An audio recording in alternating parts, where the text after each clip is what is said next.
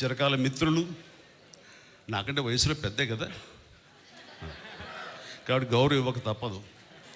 యండమూరి వీరేంద్రనాథ్ గారు, ఆయనతోటి నా అసోసియేషన్ అనేది ఎంత అత్యద్భుతమైనటువంటి ప్రయాణం అంటే, నా స్టార్ స్టేటస్, నేను స్టార్ని అవ్వటానికి అత్యధికంగా ఆయన కంటెంట్, ఆయన రాతలు, ఆయన రచనలు, ఆయన క్రియేట్ చేసిన క్యారెక్టర్స్ నాకు 80వ దశకంలో అవి ఉపయోగపడ్డాయంటే కనుక ఎక్కువ నేను ఆయనకి అది కంట్రిబ్యూట్ చేయగలను. నాకు డెడికేషన్, ఆయన మేధా సంపత్తిలోంచి వచ్చేటువంటి ఆ క్యారెక్టరైజేషన్స్ నాకు సోపానాల్లాగా మరింత హైట్కి వెళ్ళేలాగా, మరింత స్టార్డమ్ని పొందేలాగా. చెప్పాలంటే మెగాస్టార్ అనే పేరు వచ్చింది కూడా వన్ ఆఫ్ హిస్ ఫిలిమ్స్, అది కూడా వరుసగా చెప్తాను.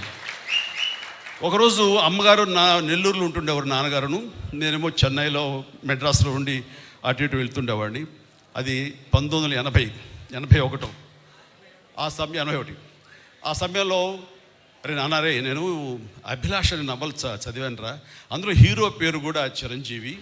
అండ్ అది చదువుతుంటే నాకేదో నువ్వే గుర్తుకొస్తున్నావు, నువ్వే ఇది ఉంది, బహుశా యండమూరి రైటర్ కూడా నీలాంటి వాడిని దృష్టిలో పెట్టుకుని రాశారేమో అనిపిస్తుంది అని అనేసరికి, అవునా, బాగుందాం, అంత బాగుందమ్మా, నాను చదువుతావు, నువ్వు చెప్పమ్మా నాను. అమ్మ చెప్తే చాలా అందంగా చెప్పింది, నేను చదువును కూడా చదవలేదు కానీ అమ్మ చెప్పేసింది. సో అది ఆ తర్వాత మెడ్రాస్ వెళ్ళిన 2-3 డేస్కి 2 వీక్స్ లోపల అండ్ కెఎస్ రామారావు వచ్చి, బాస్ ఇలాగా ఒక స్టోరీ ఉంది, మీరు మాకు చేయాలి, దాని పేరు అభిలాష.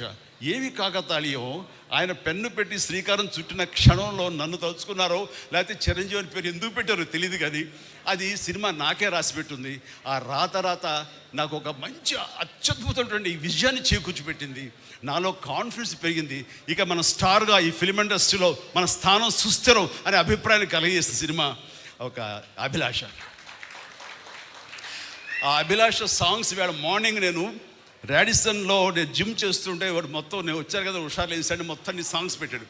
ఆ సాంగ్స్లో యూరేకా సాగమిక ఇలాంటి సాంగ్స్ అని వేస్తుంటే ఆ పక్కనే సముద్రం కూడా, గంగావతి, భీమిలి, ఈ రోడ్లోనే ఎగిరి డ్యాన్సెస్ కింద పడి మీద పడి ఏదో చేశారు విన్యాసాలు, అవన్నీ గుర్తుకొస్తుంటే what a sweet memory. Morning 5:30-6 o'clockకి వండర్ఫుల్ మెమరీస్ తోటి ఈ రోజునే వచ్చాను.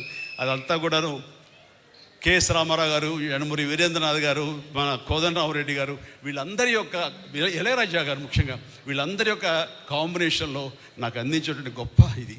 ఆ తర్వాత వచ్చే సినిమా ఛాలెంజ్, డబ్బు టు ది పవర్ ఆఫ్ డబ్బు.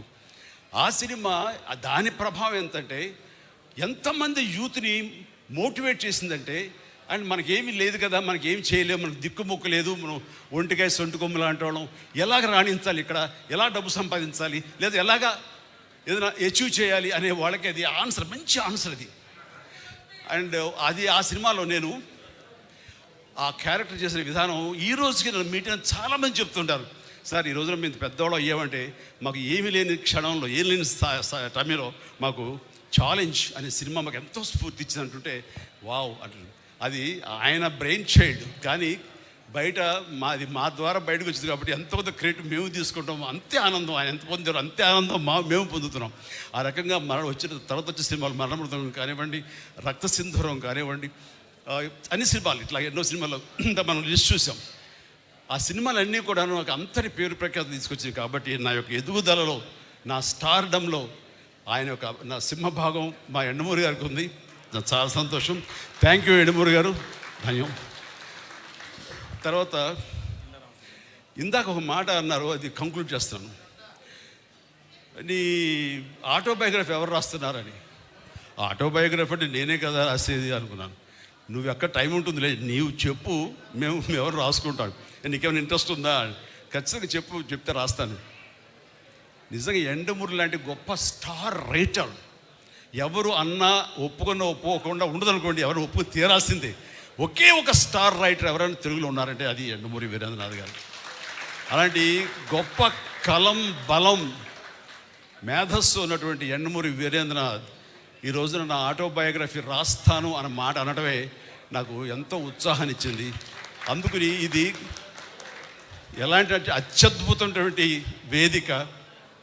అండ్ మా వైఎల్పి గారి సమక్షంలో ఇది జరిగింది, ఇది జరిగి తీరుతుంది. ఆల్రెడీ ప్రాసెస్లో ఉందన్నాను కానీ దానికి కన్సాలిడేట్గా కాంక్రీట్గా లేదు. అండ్ యండమూరి గారు అన్నారు, మీ మాట చొప్పున అనేస్తున్నాను. ఇట్స్ అ కమిట్మెంట్ పబ్లిక్లో. Done. Thank you very much.